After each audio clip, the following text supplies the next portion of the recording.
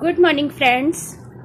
आज new topic start करने से पहले हम ये कहना चाहेंगे कि जो लोग इस चैनल पर जुड़े हैं वो लोग 10th की वीडियोस तो देखते ही हैं और प्लीज़ वीडियो को लाइक एंड सब्सक्राइब कर दिया करें और बेल आइकन प्रेस करके ऑल क्लिक कर दिया करें, ठीक है, जिससे हमें नोटिफिकेशन मिल जाएगा और आपको भी नोटिफिकेशन पहुंच जाएगा कि नेक्स्ट वीडियो क्या आएगी, ठीक है, क्या अपडेट की गई है।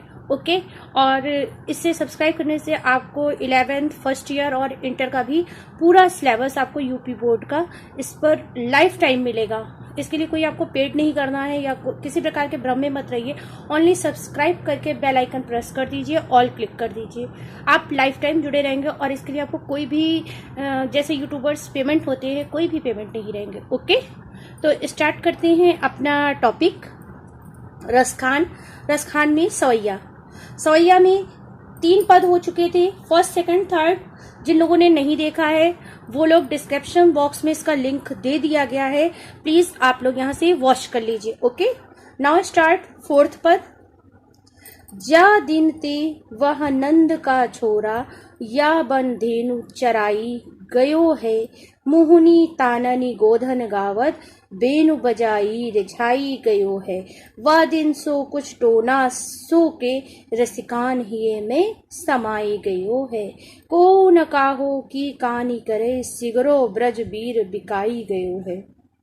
इसमें रसखान जी ने जो ब्रज की स्थिति है वहाँ का वर्णन करते हुए कहा है कि कृष्ण जब ब्रज में मुरली बजाया करते थे तो मुरली बजाते समय जो उनका वर्णन होता था और गोपियाँ उनको जो देखकर कहती थी उसका वर्णन किया है।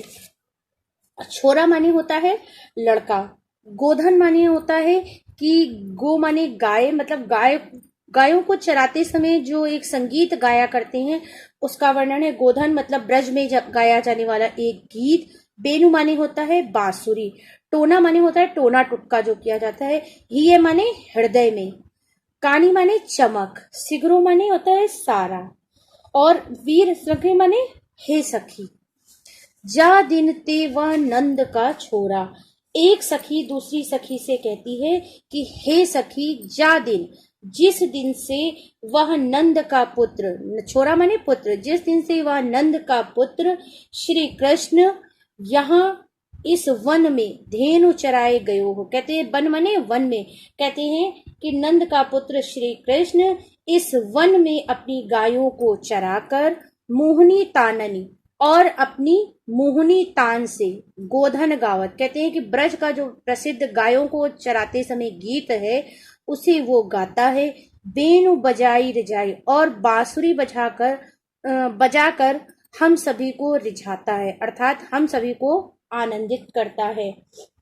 जिस दिन से वह नंद का पुत्र श्री कृष्ण इस वन में अपनी गायों को चराकर अपनी वंशी बजाकर तथा उस पर मोहक ब्रज गीत, गायों को चराते समय गाया जाने वाला गीत गाकर रिझा देता है, उसी दिन वह दिन सो कुछ टोना सो कयो, कहते हैं उस दिन ऐसा प्रतीत होता है कि जैसे उसने हम लोगों पर कोई जादू टोना सा कर दिया हो।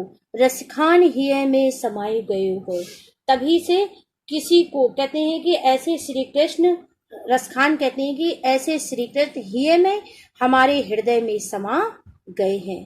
को न काहो की कानी करे। कानी माने होता है लाज या मर्यादा, एक अर्थ इसका चमक भी होता है, यहाँ पर लाज है। को न काहू की कानी करे, कहती है कि हे सखी, तभी से तो किसी को कोई भी लाज नहीं आती है, अर्थात किसी भी स्त्री को श्री कृष्ण की बांसुरी सुनने में लज्जा नहीं आती है। सिगरो ब्रज वीर, कहते हैं कि संपूर्ण ब्रज जो है बिकाई गयो हो, कहते हैं कि संपूर्ण, सिगरो माने होता है सारा, कहते हैं कि सारा ब्रज जो है वो वीर, हे सखी, इस श्री कृष्ण के मोह में बिक गया है, अर्थात कहने का अर्थ है कि संपूर्ण ब्रज जो है श्री कृष्ण के वश में हो गया है। नेक्स्ट पद स्टार्ट है। कान्हा भये बस बांसुरी के, अब कौन सखी हमको चाहिए, निस धौस रहे संग साथी लगी, यह सौतिन तापन क्यों सहियो, जिन मोहि लियो मनमोहन को, रसखान सदा हमको दइहो, मिली आओ सबे सखी, भाग चले अब तो ब्रज में बांसुरी रहियो। इसमें रसखान जी कहते हैं कि स्त्रियों का एक स्वाभाविक गुण होता है कि अगर उनके प्रेम के बीच में कोई आ जाता है तो वो उनसे ईर्ष्या करने लगती हैं। तो यहाँ पर गोपियां जो हैं बांसुरी को अपनी सौतन कहती हैं कि जो बांसुरी है हर वक्त श्री कृष्ण के ओठों से जो ये लगी रहती है, ये बिल्कुल सौतिया हो गई है। अर्थात वहां की गोपियों को ब्रज की बांसुरी से बिल्कुल सौतिया डाह लगने लगा है। मतलब सौतन की तरह वो बांसुरी जो है श्री कृष्ण के ओठों पर चिपकी रहती है। इसी का इस प्रसंग में वर्णन किया गया है। कान भये बस बांसुरी के, एक गोपी श्री कृष्ण के हाथों में बांसुरी को देखती है और ईर्ष्यावश कहती है कि वह अपनी जो सखियों से कहती है कि श्री कृष्ण तो बस बांसुरी के, श्री कृष्ण तो सिर्फ बांसुरी के ही बनकर रह गए हैं। अब कौन सखी हमको चाहिए, हे सखी अब हमको कौन इस संसार में चाहेगा, हमें यहाँ चाहने वाला कोई नहीं है। निसधौ रहे संग साथी लगे। निसधौ माने, निस माने होता है रात और धौस माने दिन। कहते हैं कि रात दिन जो साथ रहा करते थे, संग साथी कहते हैं कि जो रात दिन कृष्ण के साथ साथ लगी फिरती है। कहती है कि बांसुरी जो है श्री कृष्ण के साथ पूरे काल में अर्थात 24 घंटे उनके साथ रहती है। यह सौतनी तापन क्यों सही है। कहते हैं कि हम इस सौतिया डाह को भला कैसे सह सकते हैं। कहते हैं कि जो बांसुरी श्री कृष्ण के ओठों से लगी रहती है, इसके सौतन डाह को मतलब इसके सौतन देने वाले दुख को हम कैसे सह सकते हैं। जिन मोह लियो मनमोहन को, कहते हैं कि ये बांसुरी जो है ऐसी सौतन है जिसने श्री कृष्ण को अपने मनमोहक रूप में आकर्षित कर लिया है। रसखानी सदा हमको दहियो। रसखान जी कहते हैं कि ये जो सौतन रूपी बांसुरी जो है, जो श्री कृष्ण के ओठों पर हर वक्त लगी रहती है, यह सिर्फ हमको जलाने का ही कार्य करती है। अर्थात उनके पास रहने से हमें इसे देखकर ईर्ष्या होती लगती है। मिली आओ सबे सखी भाग चले, हे सखी आओ चलो हम सब यहाँ से मिलकर कहीं दूर चले जाएं। अब तो ब्रज में बांसुरी रहियो। कहते हैं कि अब तो ब्रज में बांसुरी ही रहेगी। अर्थात श्री कृष्ण के ओठों से जो बांसुरी लगी है वही श्री कृष्ण का सानिध्य पा सकती है। कहते हैं कि गोपियों के हृदय में रति नामक श्रृंगार रस की उत्पत्ति होती है और इसी के कारण जो है वो उनसे ईर्ष्या का अनुभव करने लगती है। अर्थात बांसुरी को सौतन के रूप में चित्रित किया गया है, रूपक अलंकार भी है। नेक्स्ट पद है, मोर पखा सिर ऊपर राखियो, गुंज की माल गरे पहनोगी, ओढ़ी पीताम्बर ले लकुटी, बन गोधन ग्वारन संग फिरूंगी, भाव तो बोही मेरो रसखानी, सो तेरे कहे सब स्वांग करूंगी, या मुरली मुरली धर की, अधरान धरी अधरा पर ना धरूंगी।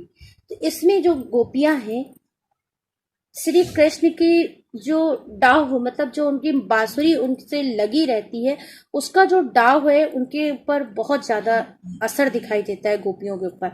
मतलब गोपियां हर वक्त श्री कृष्ण के साथ रहना चाहती हैं और श्री कृष्ण जो है हर वक्त अपनी बांसुरी में ही मगन रहते हैं।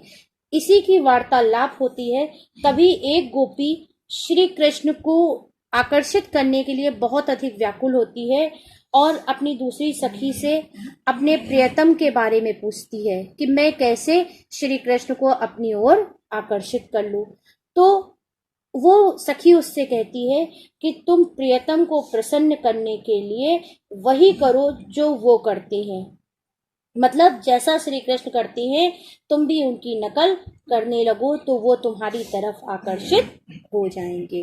मोर पखा सिर ऊपर रखियो।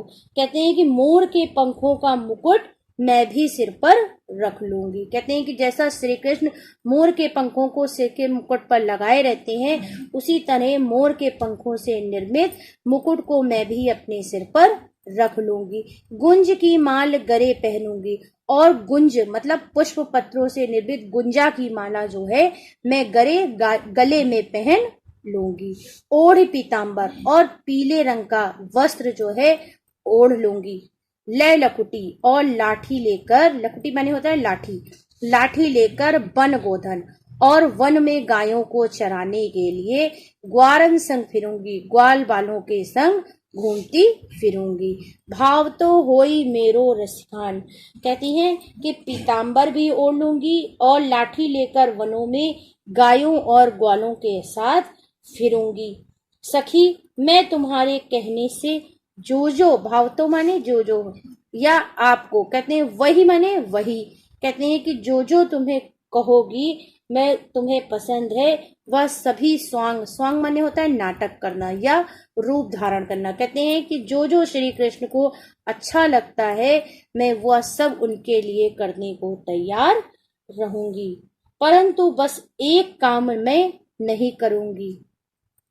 या मुरली मुरलीधर की, कहती हैं कि वह यह है कि बांसुरी वाले या बांसुरी जिसने अपने ऊँटों पर रखते हैं अधरान धरी अधरा ना धरूंगी, कहते हैं कि जो या मुरली, कहते हैं मुरलीधर की जो मुरली है जो इसे ये ऊँटों पर लगाए रहते हैं, अधारण धरी, मैं अधारण माने ऊँटों पर, धरी माने धारण, अधरा माने नहीं करूंगी, कहते हैं कि जो श्री कृष्ण अपनी मुरली पर ऊँटों पर मुरली लगाए रहते हैं वो मुरली मैं कभी भी अपने ऊँटों पर नहीं रखूंगी। कहने का अर्थ है कि यहाँ स्त्रियोचित गुण का वर्णन किया गया है कि जिस तरह से स्त्रियां जो हैं ओठों का स्पर्श नहीं करती है और बांसुरी का स्पर्श श्री कृष्ण के ओठों से हो गया है, इसीलिए जो दूसरी गोपी है वो उस बांसुरी को, अपनी सौतन को अपने ओठों पर नहीं रखना चाहेगी, अर्थात सारे रूप वो धारण करेगी लेकिन बांसुरी को कभी भी अपने ओठों पर धारण नहीं करेगी। कहने का अर्थ है कि मुरली को श्री कृष्ण अधर चुंबन करते हैं, अतः या तो मेरी सौत है, इसे अपने ओठों पर मैं कैसे रख सकती हूँ। अर्थात कहने का अर्थ है कि स्त्रियों के ईर्ष्या संबंधी गुण का भी रसखान ने वर्णन किया है कि प्रेम पूर्वक जो ईर्ष्या होती है उसका वर्णन किया है और इसमें भी श्रृंगार रस का वर्णन है। नेक्स्ट पद कवित्व है, ठीक है। कवित्व जो है इसके अंतर्गत कवि ने संध्या के समय, मतलब शाम के समय, गोधूली बेला जब होती है उस समय गाय चराकर वापस आते समय श्री कृष्ण के सौंदर्य का वर्णन किया है।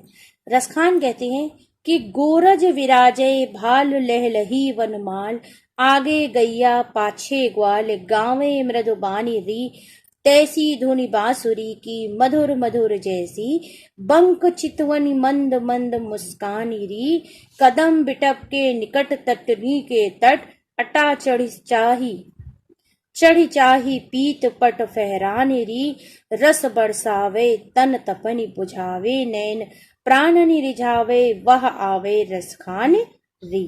कहते हैं कि गोरज, कहते हैं कि गोरज माने होता है गो माने गाय, रज माने होता है धूल। कहते हैं कि जब गाय चलती हैं तो रज माने धूल उड़ती है तो उसको कहते हैं। विराजय माने सुशोभित हो रही है, भाल माने मस्तक पर, वनमाला माने होता है लहला रही है, उनके गले में पड़ी हुई बैजंती की माला, धुनि माने बांसुरी की धुन है, बंक माने होता है टेढ़े, चितवन माने नेत्र, कदम बिटप माने वृक्ष, तटनी माने किनारा, तटनी माने तट या नदी का किनारा, तटनी जो तटनी मतलब उसका स्त्रीलिंग है, तट माने किनारा, नदी का किनारा, और ब्रज में नदी पता ही है कि यमुना है, ठीक है। अटा चढ़ी, चढ़ी माने होता है चढ़ना, अटारी, अटा मतलब अटारी के लिए आया है। रस बरसावे तन तपन, तन माने होता है शरीर, तपन माने होता है आग या ताप, नैन माने नेत्र, प्राणनि माने प्राण, आवे माने आने से, रसखान माने रस की खान।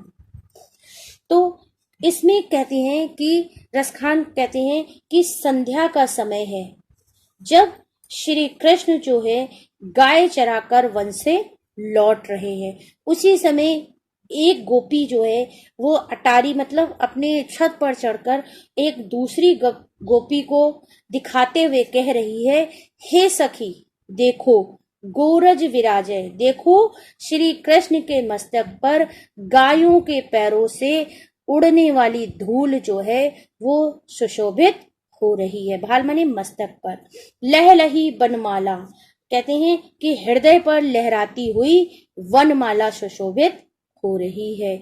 आगे गैया, उनके आगे आगे गाय, पाछे ग्वाल और पीछे ग्वालों की मंडली चली है। मृदुबानी रे, कहते हैं कि मृदुल मतलब मीठी वाणी में बोलते हुए चली आ रहे हैं। तैसी धुनी बांसुरी की मधुर मधुर जैसी, कहते हैं कि मधुर तान के साथ साथ नंदलाल भी चले आ रहे हैं। बंक चितवन मंद मंद मुस्कान रे, गोपी कहती हैं कि जैसे उनकी बांसुरी की मधुर मधुर ध्वनि है उतनी ही चितवन मतलब मन को आकर्षित करने वाली अर्थात नेत्र, बंक माने तिरछी, कहते हैं कि उतनी ही मधुर उनकी टेढ़ी अर्थात तिरछी दृष्टि है और मंद मंद मुस्कान भी है। कदम बिटप के निकट तटनी के तट, आओ सखी जरा अटा चढ़ी, कहते हैं कि अटारी पर चढ़कर देखे यमुना नदी के किनारे। कदम्ब विटप, कदम्ब का पेड़ है, विटप माने पेड़, कहते हैं कि आओ अटारी पर चढ़कर देखें कि यमुना नदी के किनारे कदम्ब के वृक्ष के पास उनके शरीर पर पीत पट, पीला वस्त्र, पट माने होता है वस्त्र, कहते हैं कि उनके शरीर पर लहराता हुआ पीला वस्त्र कितना सुशोभित हो रहा है। रस बरसावे, हे सखी उनको देखकर तन तपन, शरीर में जो तपन होती है वो भी शांत हो जाती है। तो सखी कहती है कि वह आनंद और रस की खान है। रस खानी माने रस की खान है, वो प्रसन्नता देने वाले रस की खान है। श्री कृष्ण जो है वो वन से आ रहे हैं। प्राणन रिझावे, वे आनंद की ऐसी वर्षा कर रहे हैं जिससे शरीर की सारी तपन जो है वो शांत हो जाती है और इस प्रकार हमारे प्राणन माने इस प्रकार हमारे प्राणों को रिझा रहे हैं अर्थात आकर्षित कर रहे हैं। आवे रस खान रे, कहते हैं कि वो सबको रस की खान अर्थात सबको प्रसन्न करने वाले श्री कृष्ण जो हैं वो वापस आ रहे हैं। अर्थात गोपी के हृदय के अंदर रति भाव का वर्णन हुआ है। कहते हैं कि इतना गोपियां श्री कृष्ण से प्रेम करती हैं कि वो उनके प्रेम में पूरी तरह से पागल ही हो गई हैं। अर्थात इसमें भी प्रेम पूर्वक श्रृंगार रस का ही वर्णन किया गया है और ब्रज भाषा का प्रयोग है सभी पदों में, लगभग रूपक अलंकार का प्रयोग हुआ है और पूरे पद में श्रृंगार रस है। एक वात्सल्य रस का भी वर्णन किया गया है। ओके, ये समझ में आ गया होगा और आपको डिस्क्रिप्शन लिंक में फर्स्ट सेकंड थर्ड वीडियो का लिंक दे दिया गया है। जिन लोगों ने नहीं देखा वो लोग वहां से देख लेंगे और प्लीज चैनल को सभी लोग सब्सक्राइब कर देंगे, बेल आइकन प्रेस करके ऑल सेक्शन ऑल कर देंगे जिससे अगले वीडियो का नोटिफिकेशन आपको मिल सके। Okay, good bye.